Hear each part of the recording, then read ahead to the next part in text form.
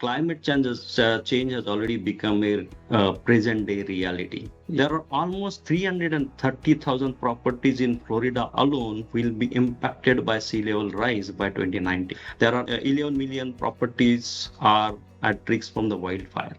So it's a billions of dollar damages per year in North America. And hence, analyzing the climate risk exposure has become a top priority for the organization and governments.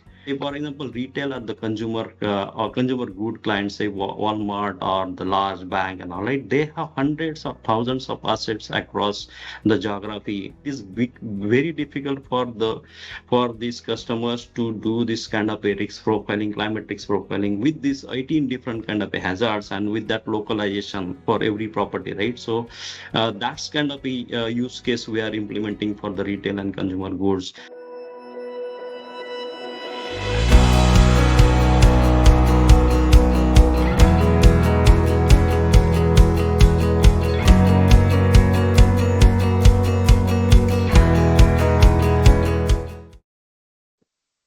Hello and welcome to WGIC, the World Geospatial Industry Council. Our guest today is Uday Patil, founder and director TechGX. Uday, thank you so much for joining this conversation.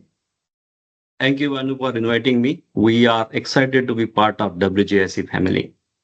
Yeah, fantastic. So, Uday, you have over 2 decades of experience working in the geospatial industry in various capacities in leading corporations and consulting companies, right? Tell us what got you to leave these executive positions in MNCs and incubate TechGS. Sure. So leaving an executive position in MNC and getting into the rough terrain of the entrepreneurship is not an easy decision. So while working with MNCs, I was lucky. I got an opportunity to work with leading utilities, telecom, and insurance clients. In last couple of years, especially in last starting from 2019 or so, right? So I'm seeing there is a growing demand with the clients on the climate modeling, climate risk profiling side. So they are looking for solutions in terms of the protecting their assets, developing a long-term resilience strategy, and also reporting. But while they are seeing the needs for this, I'm seeing a challenge, and they are struggling on this front.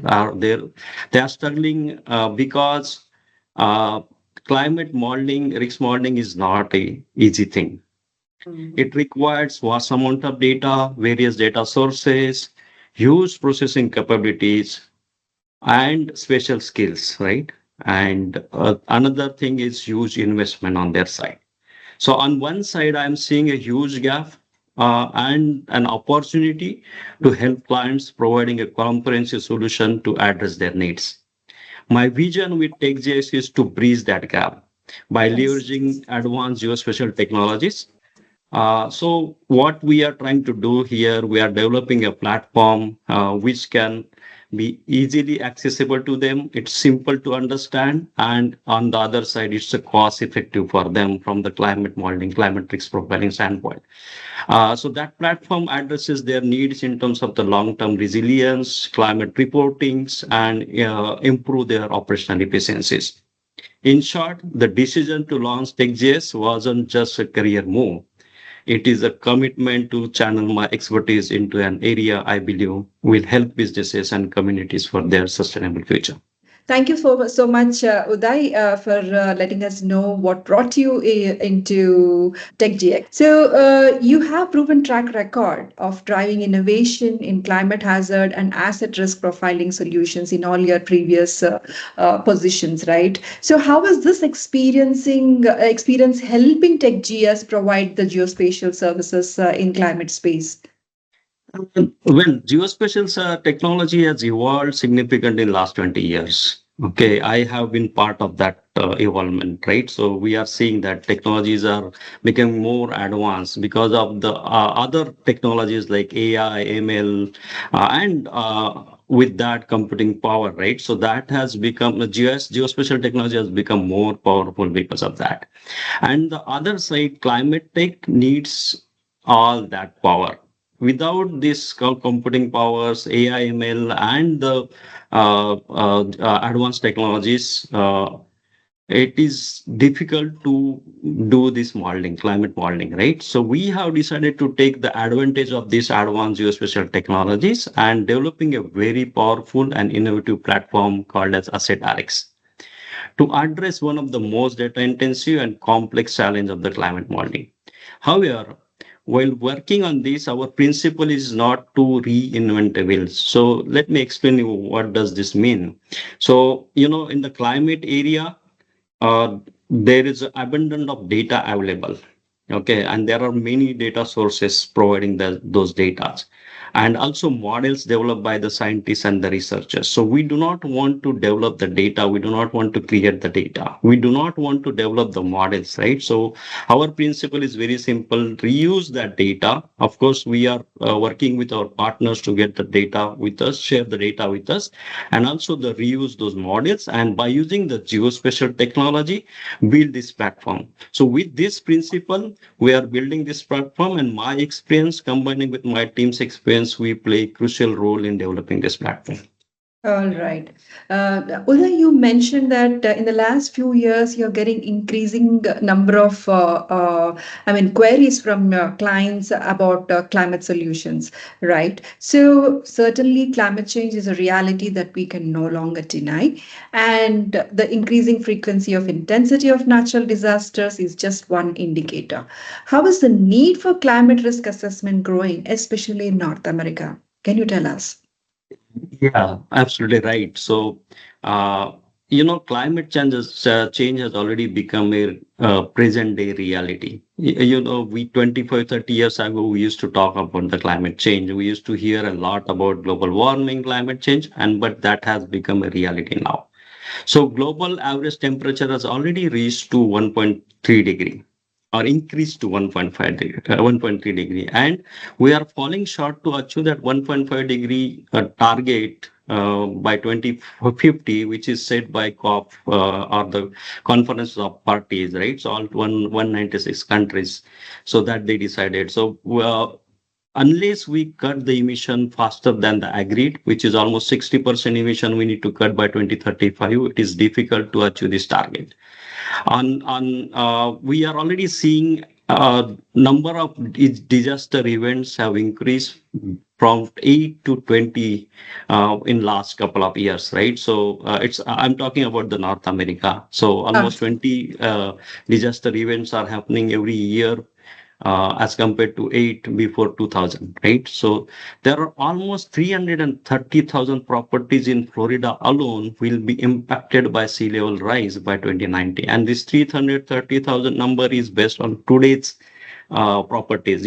Properties are always changing and increasing, right? So you can imagine how much the impacts that is causing, right? There are 11 million properties are at risk from the wildfire. So it's a billions of dollar damages per year in North America. And hence, analyzing the climate risk exposure has become a top priority for the organization and governments. And our AssetRX platform is aiming to exactly the same thing for for the various industries and sectors like insurance, real estate, infrastructure, local government, and utilities. I see. Yeah, you were mentioning about AssetRX, your SaaS platform, right? Can you give some more understanding about how AssetRX is providing climate risk assessment services and also some of the use cases of this platform? Certainly. Let me tell you one thing. We look at it in a different way. We don't call them as a services. We look at it from the solution standpoint because in last many years, customers are looking for the solution. They are not interested into the services. So keeping that in mind, we are developing this AssetRX platform. This is a 360-degree solution for the users, especially into the climate change and the environmental reporting standpoint or the modeling standpoint. There are almost 18 different hazards that we are trying to address for North America. I Okay, see. and it's a large data, and every hazard comes with its own different model from the chair. I mean, analysis standpoint, right? So providing this such a comprehensive platform, we are putting efforts to gather the data and the models and develop the solution for the clients. Our solution has features like risk score, risk index calculation. So where we calculate the risk score and risk index from the future projection standpoint, what is going to happen in next 5 years down the line, 20 years down the line, 30 years down the line, right? So we also have features like economic losses in terms of the property loss value or the infrastructure loss value.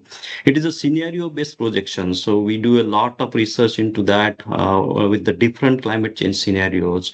And we also do the direct, indirect impact calculation. So direct impact is, say, for example, there is an asset of the property which is directly impacted from the hazards, but there are some indirect impacts in terms of, say, the access point to the property is impacted. Say, road is not is inundated, or road has some impact from the. So we are also calculating that, right? So this platform will be useful for almost every industry and their assets. That's very important. Almost every industry has their asset. Let me give you some examples. Say for example, retail or the consumer or consumer good clients, say Walmart or the large bank and all, right? They have hundreds of thousands of assets across the geography. And this asset includes not their supermarkets, but their warehouses and the other every asset which supports their business, right? So they have thousands of assets, and it is very difficult for these customers to do this kind of a risk profiling, climate risk profiling with these 18 different kind of a hazards and with that localization for every property, right? So that's kind of a use case we are implementing for the retail and consumer goods. There is another example is the utility clients. So utilities are spread across larger geographies, right? So you can see some of the tier one utilities are across multiple states. So, and they need to understand the risks of their assets from the increased temperature, the severe storms, or from the floods, right? So, how it is impacting in the longer term, right? So, that kind of a solution, AssetRX, we are providing, and these use cases we are providing to the users. Thank you for elucidating, Uday. I think the footprint of the potential services solutions is very large, right? Yeah, correct. Okay. So my next question is about you talked about how the geospatial solutions scenario is changing with the coming up of artificial intelligence and how it is playing a pivotal role in providing actionable insights, right? So can you help us understand how your platform is utilizing artificial intelligence to provide these solutions? This is an interesting question, Vanu. I will say, along with the artificial intelligence, we are also, we need from the climate modeling, climate risk modeling standpoint, we need computing as well, high-end computing. So, and luckily, in the current age, we have technologies developed, and we are integrating GIS with AI, Geo AI, and then by using the high computing. And the other side, uh, climate modeling needs all these things, right? So uh, from the TechGX standpoint, and especially the clients, they want to do the climate modeling. Especially there are three areas there. They need the artificial intelligence, this or the high-end computing, right? So that is data science, data engineering, and the platform. Especially on the data science side, there are lots of climate models and the projections required, and they need to do lots of simulations, and it's a vast data, and that's where the AI helps in generating those projections or identifying those risk profiles for the assets, right? On the data engineering side, there is a need of a automation. So it's a huge data. You cannot do it manually. It's the human has limit to do that, and we need automation. And for automation, rapid processing, and the data processing, AI is being used. And on the platform side also, there is a real-time data processing required, right? So for all these areas, we are making use of the artificial intelligence. So AI is not only enhancing the analytics capability, but also empowers organizations with actionable insights efficiently and accurately. Okay, thank you so much. Tell me something. In the United States, environmental, social, and governance (ESG) reporting is not mandatory at the federal level, but some states, such as California, and certain industry-specific regulations require companies to disclose their ESG metrics, right? So, how is TechGS positioned to support companies with their ESG reporting? Yeah, so I look at it bit differently. So though ESG reporting is not mandatory at the federal level or the United States, or there are some states there it is mandatory, but I'm seeing that is growing. Now more and more state will be making it mandatory. So and that's a need. But not only the with ESG is not only the need for the reporting standpoint. So there are some financial and economical reportings are also required, especially the TCFDs or SCEs. They are making it mandatory for the organizations. So, and the other purpose for them is to attract the investors, customers, and the employees to build a strong reputation in the market. So that's for that purpose also they are using this ESG modeling, right? So and improve the self resiliency and safeguarding their assets. So TechGX is playing an important role. We are in the middle of all these things. We are focused more onto the environment and the climate reporting part of the ESG.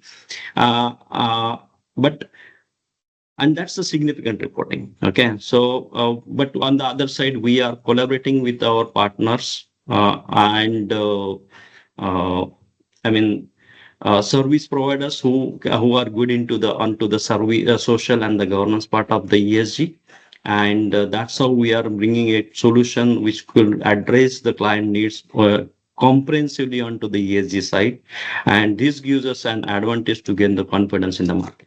Okay, I understand. Uday, my last question to you is you are one of the newest members in WGIC. Welcome on board. I would like to understand what got you to align with the WGIC's mission and how do you see the relationship evolving over the time? See, we are early stage startup. And Yeah. WGI is a great platform to network with the industry leaders, policymakers, and the thought leaders. So, how we look at it? So, on since in the climate area, climate change, the risk modeling area, we need partners for the data and technology standpoint, right? So, we want to use this platform to collaborate with all our members, or the members who can provide us good data and the technology support, right? So, we want to collaborate and we want to use this platform for that purpose. Another area is the knowledge sharing and the mentoring. So we have thought leaders available as members or the board members or the committee members. So we want to interact with them, and that's where we can get some mentoring from them for a startup. And of course, there is a last thing that is about when we plan to extend our footprint globally. So WGIC is definitely will help us because it's a global platform, and that will help us. Thanks, Uday. Thank you for elucidating that. And I wish you all the best with TechGS and our association together. Thank you. Thank you.